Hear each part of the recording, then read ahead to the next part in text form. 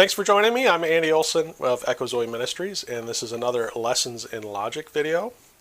And for this one, we are going to talk about argument from anecdote. So the way this works is that general rules, by definition, have exceptions.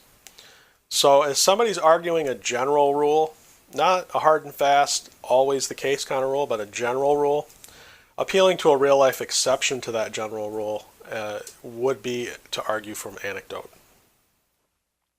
So a goofy example that I came up with years ago when I first taught this was that if you were to eat candy, the general rule is that if you were to eat candy for breakfast every day for 30 years, you would probably be at high risk for dental cavities. But appealing to your friend's cousin's shop teacher who ate candy for breakfast every day for 30 years and never had a cavity, in order to disprove this general rule, will be a fallacious argument from anecdote.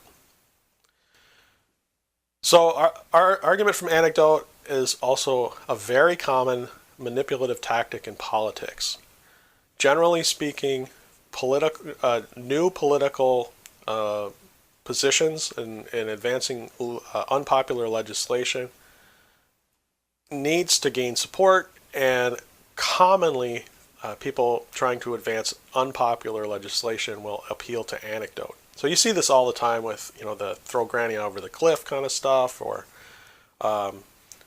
trotting out the victim kind of thing. It's very common. It happens all the time. It's all the time, not just here in America, but around the world. Appealing to victims of proposed legislation, or is arguing from anecdote a lot of times. Really depends on as anything else, depends on the context, but look out for that. So I make no secret that I'm not a fan of alternative medicine, naturalistic remedies. We talked about some of that a little bit back in a previous video on the two nature fallacies, appeal to nature and naturalistic fallacy. Argument from anecdote is commonly used among proponents of alternative medicine and natural remedy kind of things. So keep an eye out and watch for that kind of stuff. You'll see stories of somebody tried this funky herb and it cured them of cancer and stuff.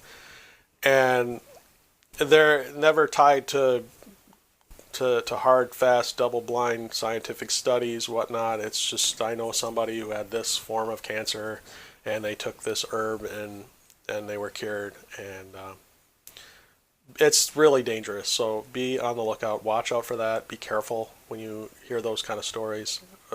Very often they are an argument from anecdote. So looking to the scriptures, we see Proverbs. Proverbs generally are general rules. If you're reading the book of Proverbs, the Proverbs is filled with general rule type wisdom. Proverbs 13:1 says, "A wise son hears his father's instruction, but a scoffer does not listen to rebuke." So, again, this is a general rule. So, generally speaking, a father is going to love his child, his son, and will, when he's instructing that son, he will instruct him in wisdom, in God-blessed type of knowledge. So appealing to a father who might be abusive or teaches his son to engage in evil would be, in order especially to disprove the general rule, would be to argue from anecdote. So this is really common. You're going to see it all the time, especially, like I said, in politics. Anytime somebody, it's a really, really easy and therefore a weak argument that people will grab onto very, very commonly. So watch out for the argument from anecdote. So again, if you want to catch up on the entire series we did a number of years ago, you can find that at echozoe.com, and the address is there on the screen. So check that out. And thanks again for joining me for another Lessons in Logic on argument from anecdote.